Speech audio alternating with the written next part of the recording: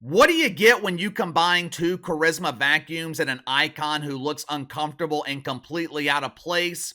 You get the absolute disaster known as King Charles on CNN. I didn't think things could get any worse after that awkward interview with Stevie Kerr, where Charles Barkley was so embarrassed that he said, "Stevie, why do you keep interrupting? We're having a great interview." Yeah. After that, I didn't think it could get any worse. But CNN never fails to disappoint. CNN, they are the best in the business at finding unique ways to be a huge embarrassing failure. I know the second annual Huge Embarrassing Failure Awards are still about 9 months away, but I'm going to go ahead and take the initiative to nominate Charles Barkley and the lady who waters Oprah's ferns. There is no need for a fire extinguisher. There is so little chemistry on this show, the fire would put itself out. This might be the worst show on television. I'm not exaggerating here. King Charles, this show is worse than The View. At least the yentas on The View are entertaining every once in a while. When the whoopee cushion hikes her leg and releases a warm summer breeze, lonely women in the audience, they will respond with mild laughter. There is nothing entertaining about King Charles. This show is painful to watch. For reasons unknown, CNN aired another new episode of King Charles Wednesday night. I don't know why. I guess Caitlin Collins, Katie Roo! I guess Roo has gotten used to having Wednesday nights off, or maybe it's Andy Cooper. Hell, I don't know who Charles Barkley is replacing on Wednesday night in the primetime lineup at CNN. I don't watch this dump. For all I know, he could be replacing Wolf Blitzer. Woof, woof, woof! God knows Wolf needs his rest. One good thing about Wolf Blitzer, though, he never seems to age. Dude has looked like he was 80 years old for the last 30 years now. Wednesday night, Charles Barkley, Oprah's lawn manicurist, they decided to invite Nikki Haley on the show. Good old Saint Nick. Now, I'm sure you're wondering, why in the hell would they want to interview Nikki Haley? Wish I could tell you. The only reason I can think of is maybe CNN has an out clause in Gayle King's contract. If Charlie and Gayle fail to meet certain ratings requirements, CNN can void Gayle's contract and save $12 million a year. If that's the case, inviting Nikki Haley on the show, that is a brilliant idea. St. Nick is guaranteed to not draw an audience. Much to my surprise, though, Nikki Haley is still running for president. Did you know that? I thought she was going to drop out before the primary in South Carolina. I guess Nikki Haley is a glutton for humiliation. The primary in her home state of South Carolina is tomorrow, and according to polling from 538, Nikki Haley is trailing the Trumper by a cool 28 points. She's got a real good chance of winning. To be perfectly honest with you, I had forgotten that Nikki Haley was still running this pretend campaign. Haven't heard much about her in a while. I thought she had quietly quit and went back to her no-show job at Boeing. Gotta love those no-show jobs. When the mafia did it, it was frowned upon. It was no bueno. When Nikki Haley does it, it's called gainful employment. I'm just kidding. I'm sure Nikki Haley is a valuable asset to Boeing. I mean, she does have an extensive background in building those airplanes. Wednesday night, Nikki Haley took a break from campaigning, where she is speaking in front of hundreds of people, to make an appearance on CNN, where she had the opportunity to speak in front of dozens of people. As expected, the interview was awkward. It was painfully boring. It was the perfect encapsulation of what King Charles has been since November on CNN. But before I show you the clip, let's get to the sponsor for today's video, my friends over at Ultimate Health and Wellness. As I have gotten older, especially as I've gotten to my late 30s, I have suddenly realized how important it is to exercise. And I'm not talking about exercise trying to look like Roger Royd with the massive deltoids. Talking about exercise just to feel good every day, live a healthy life. Problem for me, I don't like going to the gym, which is why I have started using Ultimate Health and Wellness. The programs offered by Ultimate Health and Wellness, they are perfect for me because everything is online and I can use the program when it's convenient for me. They have this interesting workout program called the Billy Sticks. This particular exercise, it's a 6-part series. And the best part about it, Billy sticks are dual purpose. You can use them to exercise, and if you're into martial arts, the billy sticks are great for self-defense. Ultimate Health and Wellness. They offer over 200 workouts that are good for all ages and fitness levels. Most workouts are about 30 minutes in length, which is really all you need to live a healthy lifestyle. If you want to bulk up and add extra muscle, there's 20 different categories offered that will work you into shape.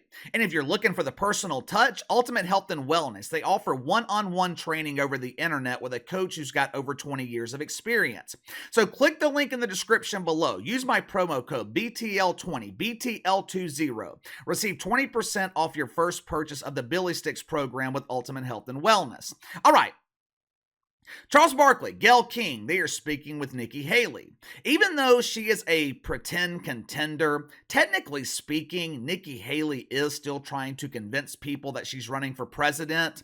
Now, if you had the opportunity to speak with her, interview her, what are some questions that you would ask Nikki Haley? Me personally, I would start with, why in the hell are you still running for president? If we hooked you up to a lie detector, I bet it would show that you don't even believe that you can win. You might ask her about the southern border, Ukraine, Israel, things that actually matter. What does Charles Barkley ask her?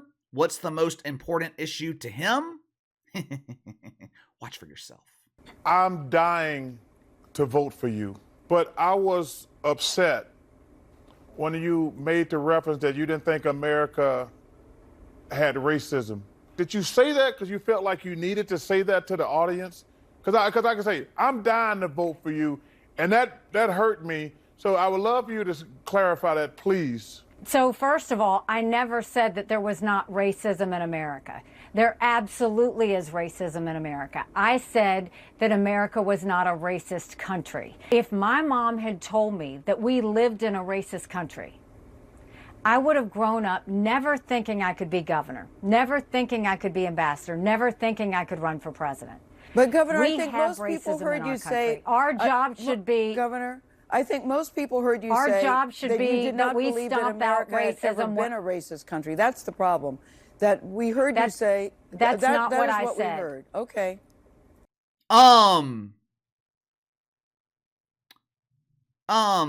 Did Charles Barkley just say that he is dying to vote for Nikki Haley? Did I just hear him say that? If he is being honest here, Charles Barkley is the only one who feels that way. People laying in cemeteries in South Carolina, they're not even voting for Nikki Haley. This was a 8-minute debate centered around comments that Nikki Haley made back in January. America is not a racist country. No shit.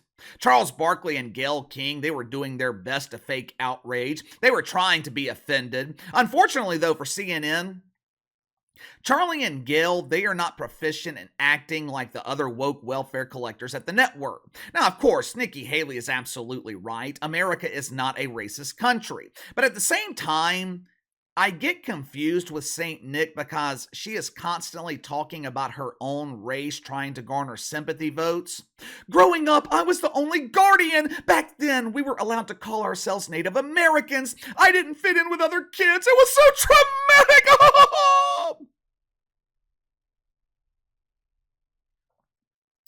Look, I understand what Nikki Haley was trying to say in this interview. Charles Barkley, he understood too. I saw him nodding along a couple of times. Gayle King pretended like she didn't understand, but her acting skills are so poor, she wasn't convincing anyone.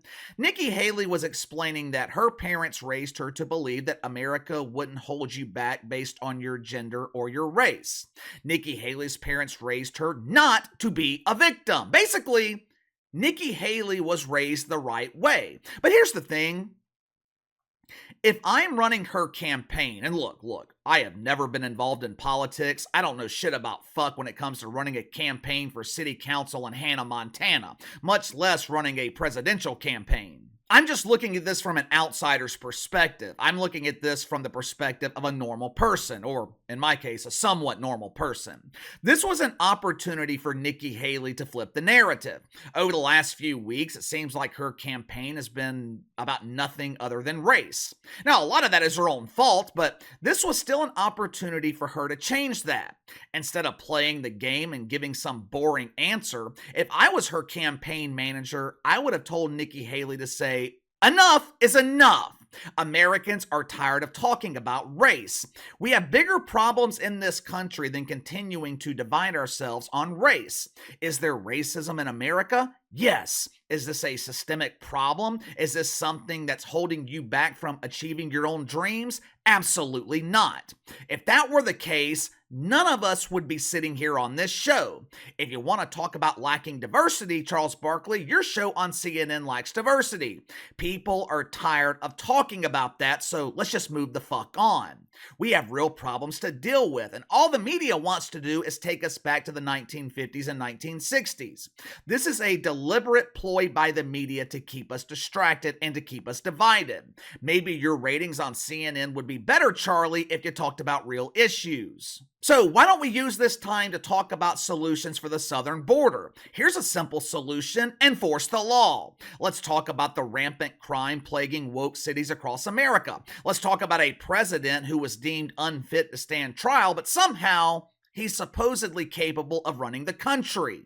If Nikki Haley had given answers like that, maybe, just maybe, she would have won back some of the respect that she has lost during this campaign.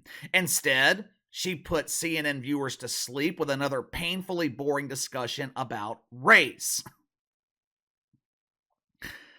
This show is an absolute embarrassment. It was destined for failure since the beginning. This is not what Charles Barkley does. He's not a political commentator. He's not used to interviewing people. He is used to being interviewed.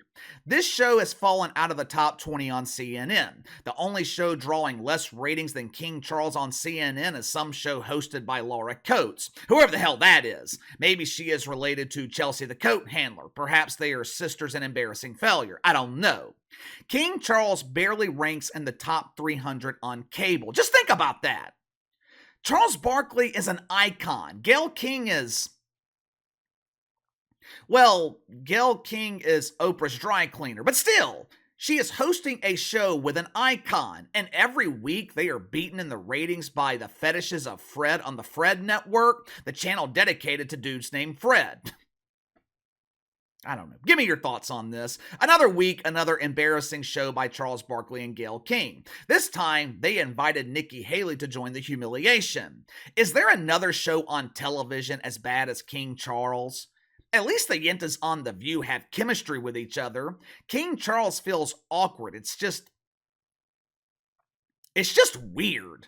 If you can think of a show worse than this, let me know. Sound off in the comments below. Like, subscribe, share the video. Appreciate your support. Best way to contact me is by email at btlkc84@gmail.com, KC_BTL84 on Twitter. I'll see you guys tomorrow.